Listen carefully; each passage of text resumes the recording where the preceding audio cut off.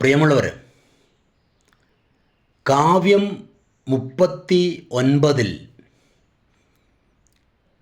ഇന്ന്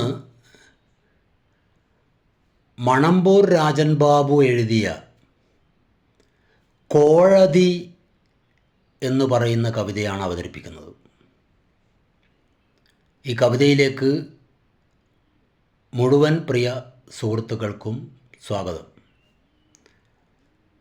കവിത കോഴതി.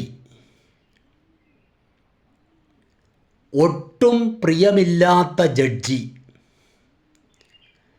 കോർട്ടലക്ഷ്യമാക്കുമെന്ന് പേടിപ്പിക്കേണ്ട. അലക്ഷ്യ കോടതിക്ക് എന്തു കോർട്ടലക്ഷ്യം? കറുത്ത കോട്ടഴിച്ചാൽ ഒരു മനുഷ്യൻ മാത്രമല്ലേ താങ്കളും? മനുഷ്യപ്പറ്റും സത്യബോധവും നീതിചിന്തയും വെടിയുമ്പോൾ എങ്ങനെ ബഹുമാനിക്കാനാവും?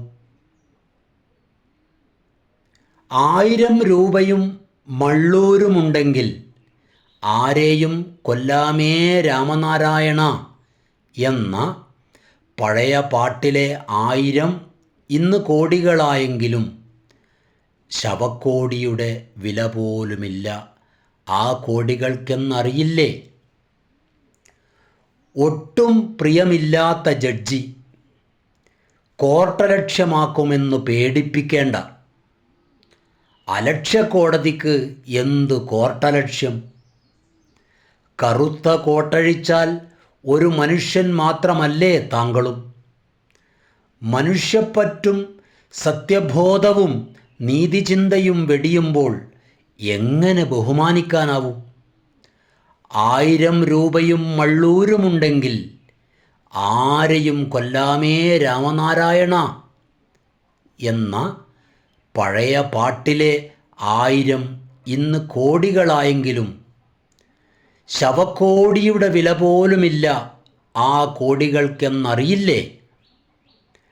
പണത്തിനു മീതെ പരുന്തും പറക്കില്ലെന്നഹങ്കരിച്ചവരോട് പക്ഷേ വിമാനം പറക്കുമെന്നു പറഞ്ഞ കഥാപാത്രത്തിൻ്റെ ഊറ്റം മറക്കണ്ട.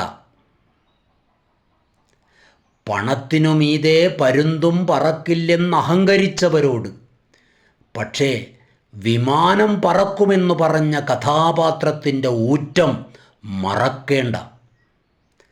കൊട്ടേഷൻ നടൻ്റെ കള്ളപ്പണത്തിനും കൂലിത്തല്ല് ഗുണ്ടകൾക്കും കുട പിടിച്ചപ്പോൾ കോടതിയെ കോഴതിയാക്കിയില്ലേ?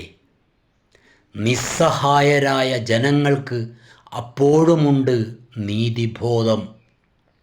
അവർ വെടിയും കൊട്ടേഷൻ നടനെ, അവൻ്റെ സിനിമകളെയും.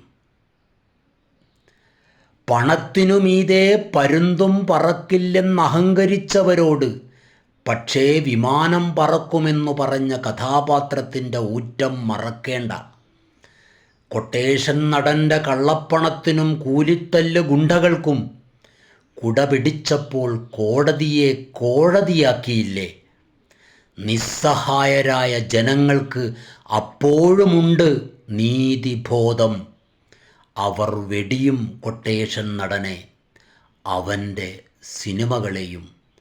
അവർ വെടിയും കൊട്ടേഷൻ നടനെ, അവൻ്റെ സിനിമകളെയും.